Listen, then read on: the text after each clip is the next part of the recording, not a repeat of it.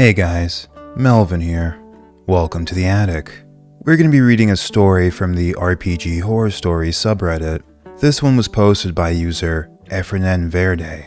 It's about a DM that runs an ambitious Pokemon themed RPG, and a player that wears them and the rest of the party down with very specific demands. Let's check it out. Sorry for the long post, but I've been wanting to tell this story for a while now. The whole thing starts with one of those great ideas GMs sometimes have. I thought it'd be fun to run a Pokemon Tabletop United game, PTU for short, for 3 groups of 3 people, adding up to 9 players.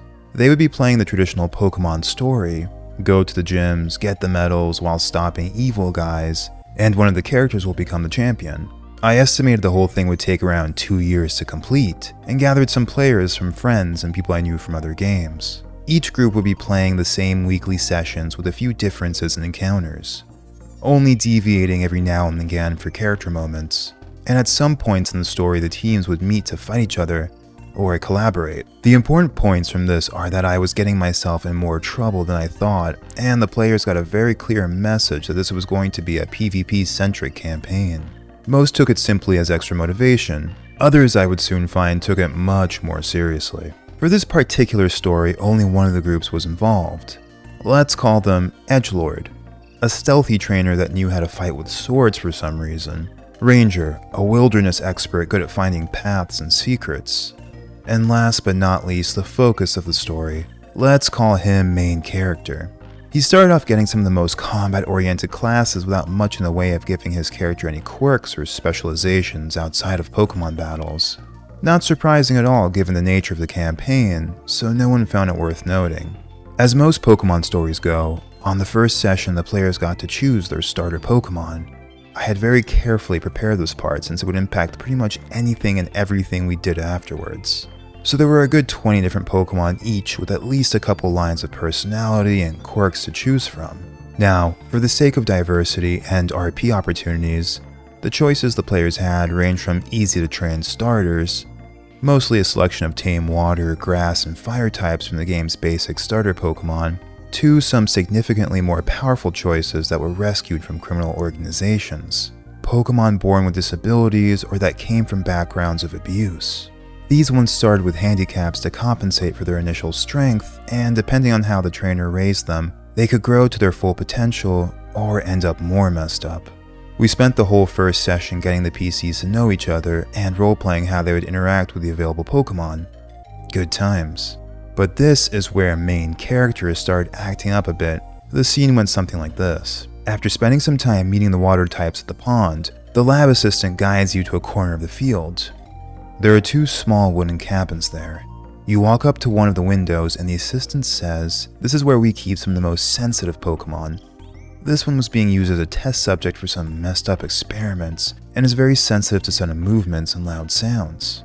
I then proceed to tell the players that through the window they could see a very scared looking Riolu with a caretaker. For those unfamiliar, that's a pretty popular and potentially powerful Pokemon. The moment I said what Pokemon it was, main character sprung into action. I open the door and tell the Pokemon that I'm going to be its new trainer. Dude, I just told you this Pokemon is very sensitive. Are you sure you want to barge in like that? Yeah. So after rolling to see if his charm could compensate for the jump scare and failing, the Pokemon ended up panicking and attacking MC. Chaos ensued while the caretaker and the assistant calmed down the Riolu. Main character was a bit bummed out because after that, the Pokemon didn't even want to look at him. But then we proceeded to the next cabin. Once that is settled, you walk over to the other cabin while the assistant says, "Here we have another sensitive Pokemon. This one was rescued from an underground organization that forced Pokemon to fight to the death. It's pretty strong, but it's trained to fight using lethal force and will need to be taught how to combat properly or risk serious injuries to the opponent. Or worse." The Pokemon in question was an Axew, a pretty broken dragon type. I described it having padding all over its tusks to prevent accidents. In-game, the padding was a piece of equipment that made the Pokemon only do less damage, but made it so none of its attacks were lethal. Designed as a training tool to incentivize role-playing. Main character ended up getting the murderous Axew. What could go wrong? Edgelord managed to get the Riolu to agree to going with him, and Ranger got one of the middle ground Pokemon in terms of special needs. Swinub. This particular one had a skin condition that required it to stay in a cold place and out of the sun, or get burn damage. Luckily, the condition should disappear pretty fast once it got proper training. And off they went. The next couple of sessions came and went with very little to note from this team. They captured some Pokemon to start building their teams up, battled some trainers, and all that good stuff. I was starting to get somewhat stressed out about the 3 weekly sessions. Still, every team seemed to be having tons of fun, so I pulled through. Ranger was the most active in paying attention to their Pokemon's special needs, which was kind of ironic considering his was the one that needed it the least. Edgelord didn't do it as often, but the player had some good ideas, mixing the character's stealth and combat skills into training sessions to motivate Riolu, so I gave him some bonus points. Main character, on the other hand, just insisted on saying, "I train my Pokemon not to kill," and refused to roleplay anything deeper. Then everything changed when they got to the first big city on their way to the first gym. Great, you made it to Jubilife City. This is the capital of the region. Every street is bustling with life, and there are some tourist attractions for aspiring trainers such as you guys. So, what do you want to do? I want to go out in the streets and find a wild Growlithe. I was kind of shocked by the specificity of the request, but the other players also wanted to do some independent shopping and stuff, so I let him roll to see how well he oriented himself around. It was a good roll, so I was feeling like I was being generous when I answered. Your character spends some time walking around the city's parks and alleyways. You find an awful lot of Rattatas, some even in their Alolan form, also some Meowth, Purloin, sadly no Growlithes. But after a while you spy a Magby hidden by an abandoned warehouse. Which one would you like to pursue? A Magby? Well, if I'm going to get one of those, why not a Growlithe? Growlithes are pretty rare, and their natural habitats are mountains. They do live in cities, but it's like walking around town in real life and expecting to find a wild purebred dog. He complained some more, but ended up capturing the Magby. Edgelord and Ranger did their thing too, and we moved on. Noon passes, and you guys eat for free at the Pokemon Center, since you are in the official League Challenge. While around town, all of you had heard that most trainers like to meet in one of the parks to fight, so that could be interesting. Otherwise, you could keep traveling west towards your first gym, or do whatever you want around the city. Edgelord: I would like to get my hands on some more Dark-type Pokemon in the alleyways. I could really use your help, Ranger. Main character: do you want to come along? Nope, I want to spend the afternoon looking for a Growlithe. Cue the groans of frustration from everyone. I managed to explain that we were 1 month in on a campaign expected to last around 2 years. He didn't need to get his dream team so early on, and they ended up getting into some shenanigans while looking for those dark Pokemon. Overall, I thought that everyone ended the session happy, but the next day I got a text from main character. Something along the lines of, "I'm kinda pissed about yesterday. Edgelord has 2 dark types already. Why can't I get a Growlithe?" Now, I must admit I didn't handle the situation as elegantly as I should have, but I ended up saying that he could get a Growlithe, but it would take some time and there was no way he could get one in this city. He insisted. I was not in the mood for going along with his very specific demands and had to prepare for a session with one of the other groups.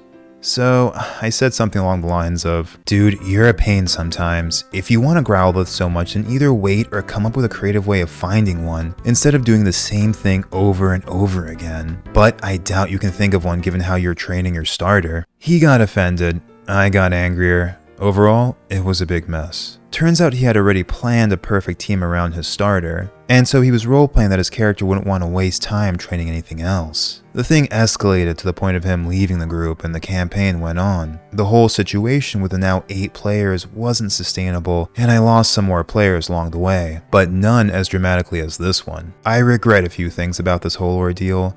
Mainly my reaction to the conflict and the fact that I thought DMing 9 people would be fun and easy. This is my first time sharing one of my stories in this kind of subreddit, and I would love some external feedback on the whole ordeal.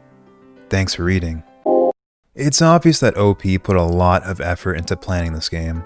I actually love a lot of these ideas they've included, like having Pokemon in different physical and mental states depending on their histories. Those kinds of embellishments can make for some very effective role-playing. While I do think it was ambitious to try running 3 games at once, I tried doing something similar for a while, where I was running 2 D&D games and a Call of Cthulhu game each week. Started out well enough, but as you can imagine, it gets a lot harder when players progress their characters and the story details pile up.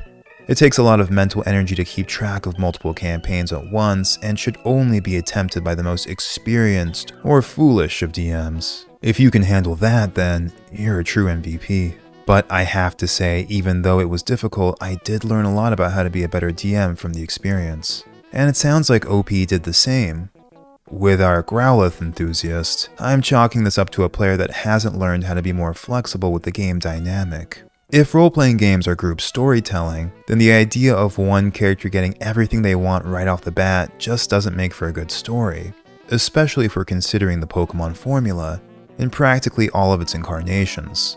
A trainer starts weak, without influence or power, and must accumulate their range of agency and expression in the game world through perseverance. From my experience, some of the most interesting teams come from the unexpected Pokemon you catch along the way. Like a literal sentient garbage golem, I will eternally defend Garbodor. It seems like there were lessons learned all around, which in the end is all we can hope for. To keep moving forward, accumulating knowledge along the way, and persevering in our understanding of our world and each other. Alright everyone, that's it for tonight. Thank you for joining me here in the attic. Please give the video a like if you enjoyed it, and subscribe if you'd like to see more. Take care of yourselves out there. This is Melvin, in the attic, signing out.